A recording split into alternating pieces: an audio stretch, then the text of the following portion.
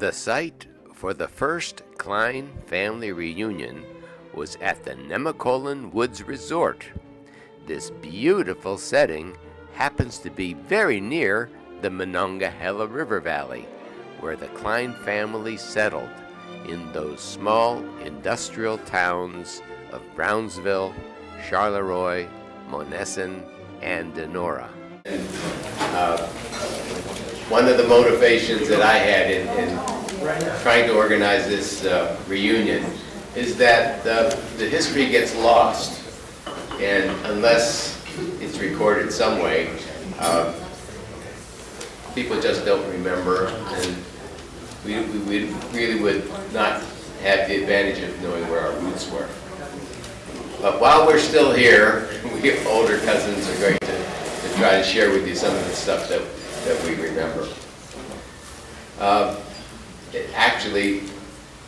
It was in 1936. It was a warm summer night in Hungary when something happened that actually influenced each and every one of you, including me. And that was an outdoor movie in Hungary that my parents went to. And in those days, there wasn't any television. One of the big things when you go to the movie in those days was a newsreel. And on that newsreel was the coverage of some of the anti-Semitism and the Jewish persecution that was going on in Germany. And throughout the audience, there was scattered applause. And my mother suddenly had this insight that this is the time to go.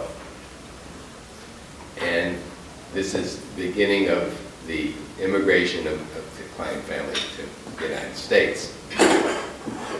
Fortunately, Aunt Frida, Uncle Jake, and Aunt Rose were in America. And my mother wrote to them to start the immigration papers. The bureaucracy in those days was no better than it is now, and things were very slow, and nothing was happening regarding our immigration papers.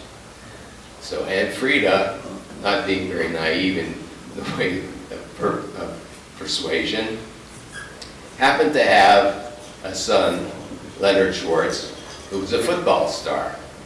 He was a football star at Brownsville High School. So Aunt Frida went to the coach. She says, "You want my son to play football for you? Do something about these immigration papers for my sister." And he contacted somebody, and I don't know how it went down the line. I think Steve might have some specific information how that happened. He'll let us know when he tells us about it. But the long and short of it is, we got the immigration papers, and we came. We got here in 1937.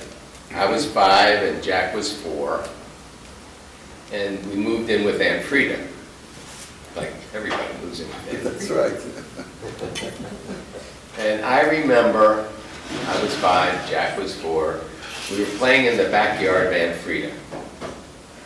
And a little black kid, age 3 or 4, next door came over. We're playing together. Well, I was fascinated because I'd never seen a black person before. And after a little while, I dragged him into Aunt Frida's house, into the bathroom. I soaked up the washcloth. And I started to scrub his arm. And he began to scream, and my mother rushed in, what's happening? And I said, "Piskush, piskush." That means dirty, dirty. I wasn't able to clean them up. But regarding, I don't really have any memories of the relatives in Europe. I was too young. But my fondest memories were growing up with my cousins. Going to Monessen to visit my big cousin Donnie was one of the thrills. I was like 7 or 8 years old, and I got on a bus all by myself in Charleroi and went to Monessen and visited Donnie. And he patiently showed me how to throw a baseball and catch a baseball. I enjoyed sleeping over at his house. And there was a big steel mill across the street from where he lived. And all night I remember there was this nice noise. It was the steel works going on. And it was rather musical to hear the chimes of the steel works. And of course they closed those down because now the Japanese took over. And my other bigger cousin, my older cousin, Lenny, took me on my first cookout.